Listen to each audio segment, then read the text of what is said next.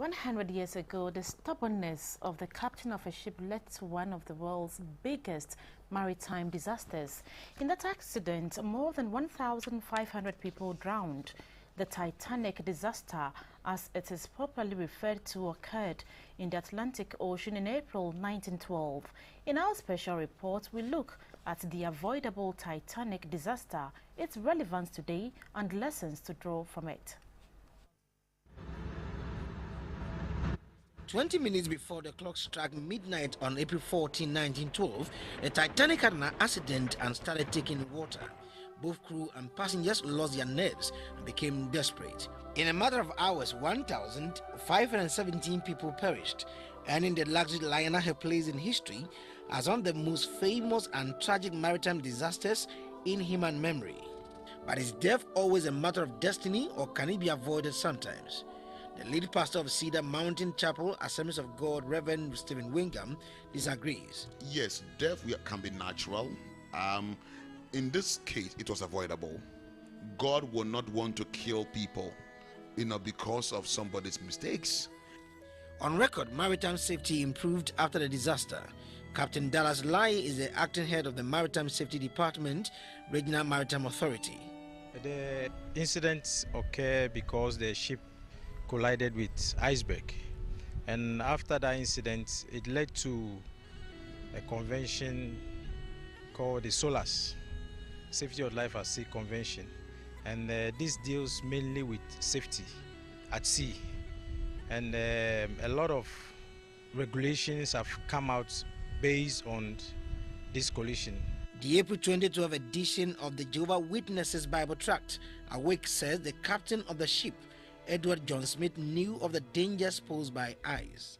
Other records show that before the accident, wireless operators on board the Titanic had received warnings from other vessels about large concentrations of icebergs in the area. The warnings were obviously ignored. Sometimes we tend to trust ourselves more than God. Proverbs 3 verse 3-5 says that in all your ways acknowledge God and he shall direct your path. When God gives us success, when we begin to make it in life, we tend to think that, well, we've reached a point where we don't need God, we've made it by ourselves. So the tendency to ignore not even God alone, but caution from others, arises, and that is born out of pride and over reliance on one's capability. Possibly, the captain of the ship was influenced by the fact that the builders of the ship had said the vessel, which was so well fortified, could never sink. If you listen to a statement made by the captain even said that even God cannot sink the ship. So, this is a person who has a problem. Either he wasn't religious or, he trusted himself too much. No human institution, no individual, nothing created by man is perfect. Similarly, there are motorists in Ghana as stubborn as Captain Smith, who think they are perfect and ignore all warnings and traffic regulations. It's like our drivers on our roads. Somebody's over speeding. You know the consequences. You see the road signs. You ignore it. All of us, let's face it. Once in a while, you see the red light, you want to jump it. You understand? Now, when you go and meet your untimely death, do you blame God? You don't blame God. The Captain J. Smith is said to have legendary skills of leadership, and there are some passengers who only sail in ship commanded by him. Smith served with distinction in the Boer War in 1899 in an area now called South Africa, where he commanded troop ships to the Cape Colony. So with all this reputation, the captain obviously believed he could handle the situation, but that was not to be. The number of lives lost and the possible way that the heartbreaking disaster could possibly have been averted makes the Titanic an incredible story. God will always caution as if there's a danger ahead. That is why every morning you must pray. If you pray and read your Bible, that is when God is able to speak to you. Sometimes God can prompt you. God can order your steps. But if you don't pray, how does God intervene in your activities of the day? How does God caution? Even if he does, because that morning you are not spiritually alert and awake, you can't even receive the warning signals.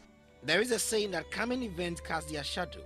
Soon before the Titanic departed, the wash from the propeller caused another ship that was being repaired to break from her moorings and swing towards the Titanic. But Captain Smith is said to have acted quickly to prevent a clash of the two vessels. The unfortunate incident was seen by some as an ill omen, and reminder of 1911 vessel collision involving the Hawk and the Olympic, which was under the command of the same Captain Smith.